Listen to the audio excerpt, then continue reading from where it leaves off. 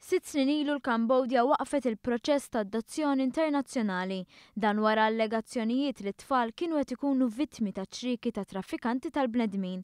Fi żmien li ġej din il-politika mistennija tinbidel bil-possibilità li l-Kambodja terġa' tibda tagħti tama lil familji li jixtiequ jaddottaw.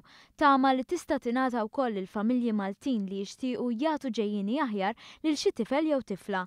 F'kummenti ma' One News mill-Kambodja, l-Ministru għall-Politika Soċjali Michael Farrugia qal li l-Gvern Malti u l-Gvern tal-Kambodja waslu fi stadju avvanzat li jkun konkluż ftehim bejn iż-żewġ naħat.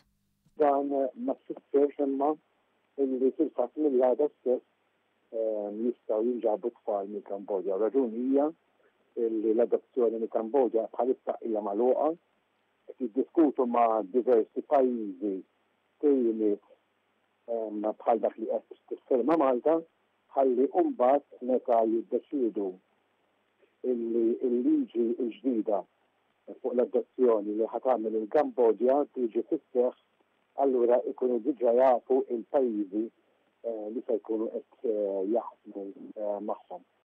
Il-Ministru Farrugia spjega kif kellu laqat ma' delegazzjoni kbira tal-Gvern tal-Kambodja immexxija mill-Ministru għall-Familja tal-Kambodja Nim Tot. Tkellimna fuq mod ġenerali fuq il-liġi fuq il-żewġ pajjiżi li għandu x'jaqsam mal-adozzjoni, il-fatt li kien hemm delegazzjoni kbira min-naħa tal-Kambodja li ħadet parti fil-laqat turi b'mod ċar li qed jiżdu din is-sitwazzjoni bis-serjetà u li jippreveru milli ikun hemm traffikar ta' tfal fil-liġi li attwalment issa qed jieħdu aktar bis-serjetà ħalli żgur ma jkunx hemm affarijiet li huma illegali.